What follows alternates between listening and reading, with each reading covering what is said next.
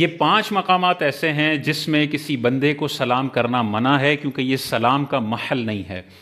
پہلا مقام، اگر کوئی تلاوت قرآن کر رہا ہے تو اس کے پاس آ کے اس کو سلام کرنا منع ہے، یہ درست نہیں ہے۔ وہ قرات کر رہا ہے، اسے قرات میں مشغول رہنے دیا جائے۔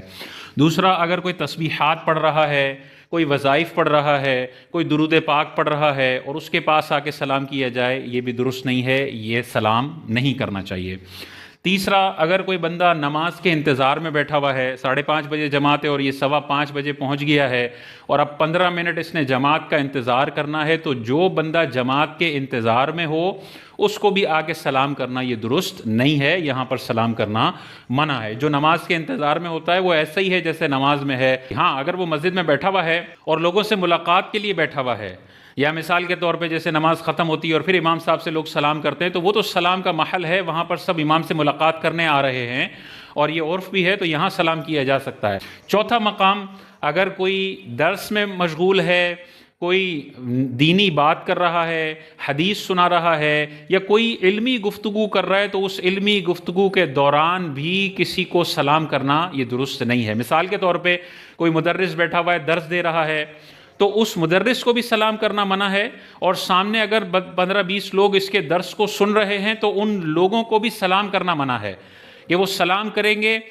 تو لوگ سارے سلام کی طرف متوجہ ہوں گے، دوسرے لوگ بھی دیکھیں گے کہ کون آیا، اور سارا جو درس کا ماحول ہے وہ خراب ہوگا، اہم امپورٹنٹ شرعی مسئلہ ڈسکس ہو رہا ہوگا، اس کی طرف سے توجہ ہٹ جائے گی۔ تو جو نیا بندہ مجلس میں آئے اسے چاہیے کہ خاموشی کے ساتھ بیٹھ جائے اور درس کو سننے میں مشغول ہو، نہ یہ کہ وہ اپنے بھائی کو سلام کر رہا ہے، اپنے رشتہ دار کو سلام کر رہا ہے۔ اور بہت سارے تو ایسے بھی ہیں جو امام صاحب کو سلام کرنے کے لیے یا مدرس کو سلام کرنے کے لیے آ جاتے ہیں، یہ بالکل طریقہ درست نہیں ہے۔ اس سے جو علمی مجلس لگی ہوتی ہے اس میں بہت بڑا خلل پیدا ہوتا ہے، اور وہی مومنٹم اور وہی ردم دوبارہ بنانے میں بعض اوقات ٹائم لگ جاتا ہے، اور لوگوں کی توجہ ہٹنے کی وجہ سے وہ غلط شرعی مسئلہ بھی سیکھ سکتے ہیں۔ لہٰذا درس و تدریس کا جہاں پر سلسلہ ہو وہاں پر کسی سننے والے کو سلام کرنا بھی منع، اور جو درس دے رہا ہے اس کو بھی سلام کرنا منع۔ اسی طرح اذان کے وقت سلام کرنا منع ہے، اقامت کے وقت سلام کرنا منع ہے، یا خطبہ جمعے کا ہو رہا ہو یا عیدین کا خطبہ ہو رہا ہو اس وقت بھی کسی بندے کو سلام کرنا